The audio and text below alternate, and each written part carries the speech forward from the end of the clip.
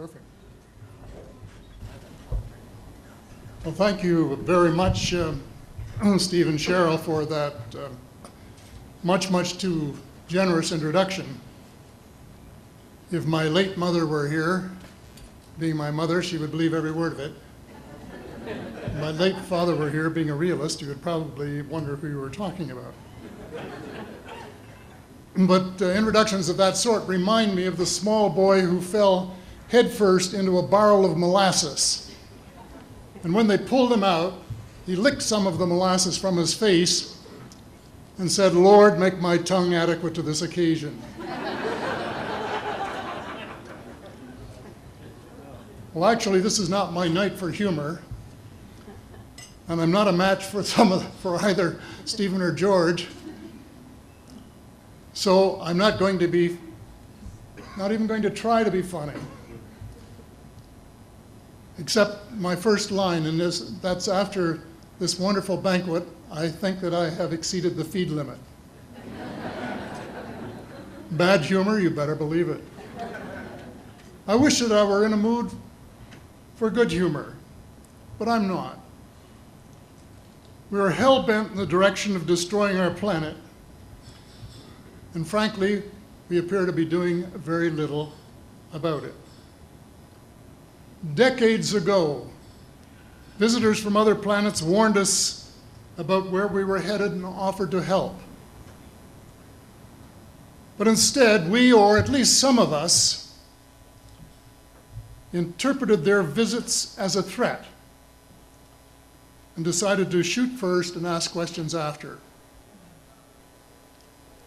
The inevitable result was that some of our planes were lost, but how many were due to retaliation and how many were as a result of our own stupidity is a moot point. Wilbert Smith, one of the first Canadians to take an active interest in the subject of UFOs, asked the visitors about the accidental destruction of our aircraft by flying into the vicinity of a flying saucer. The response, and this is Wilbur's words, "We were informed that although a few of our aircraft had come to an unfortunate end by what they considered the colossal stupidity of our pilots, they were now taking corrective measures to avoid our aircraft. I asked them," and this is still Smith, I asked them what happened, and they said, "Well, the fields around the saucers, in order to hold them up, in order to produce the gravity differential, the time field differentials, which were necessary to operate the ship.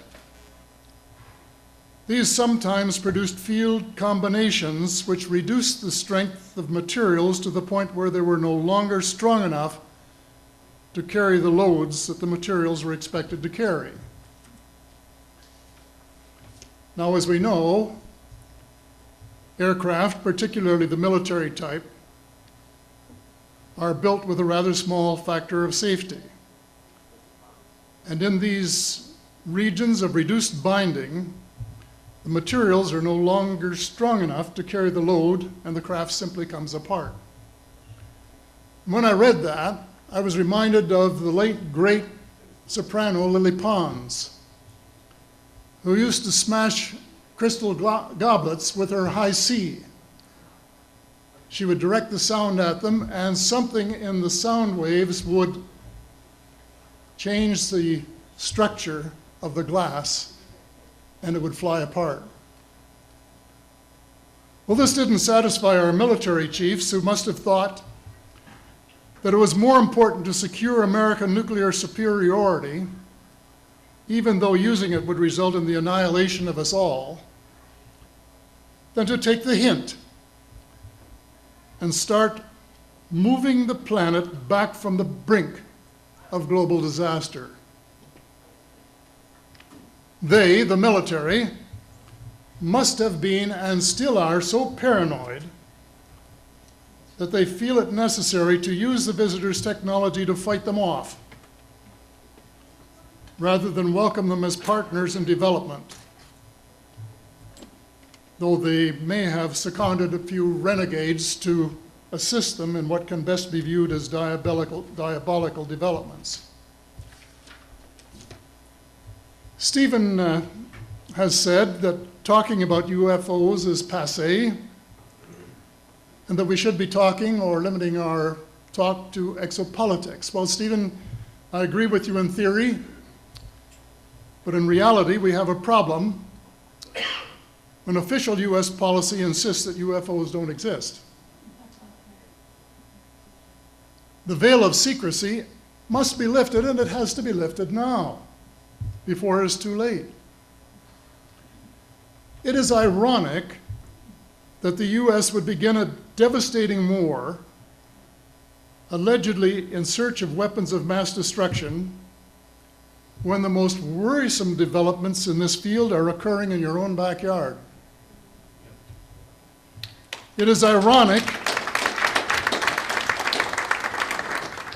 that the US should be fighting monstrously expensive wars in Iraq and Afghanistan, allegedly to bring democracy to those two countries, when it itself can no longer legitimately claim to be called a democracy, when trillions, and I mean thousands of billions of dollars, have been spent on projects about which both the Congress and the Commander-in-Chief have been kept deliberately in the dark.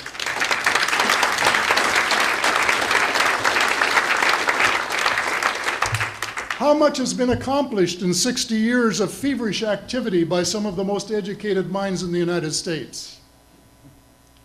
Has America developed flying saucers that are visually indistinguishable from the visitors, as alleged? And if so, what do they propose to do with them? Even more critical, what progress has been made in the development of clean energy sources that could conceivably replace fossil fuels and save the planet from becoming a veritable wasteland? Well, who has the answers? Someone does, but apparently they aren't telling either secretaries of defense or presidents because they don't have, quote, a need to know. In a story told by Dr. Stephen Greer, President Clinton was asked a question by White House reporter Sarah McClendon about why he didn't do something about disclosure. And Clinton replied, "Sarah, there's a government inside the government, and I don't control it." Excuse me, doesn't the Commander-in-Chief and the person who allegedly has their finger on the nuclear trigger have a right to know what his subordinates are doing? The people of the United States who have paid the bills have the right to know. The people of the world demand to know because it is our descendants too whose lives are in mortal danger.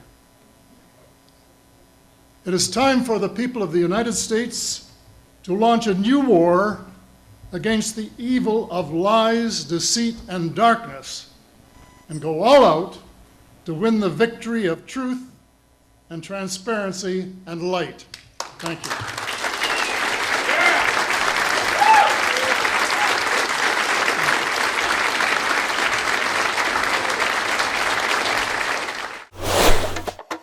Ich glaube, er sagte, das sind Teile von einer fliegenden Untertasse. Und das klang sehr bedeutsam für mich. Ich wusste zwar nicht, was eine fliegende Untertasse war, aber mir war klar, dass es etwas ganz Besonderes war. Und er machte uns deutlich, dass das aus dem Weltraum stammte, von woanders her.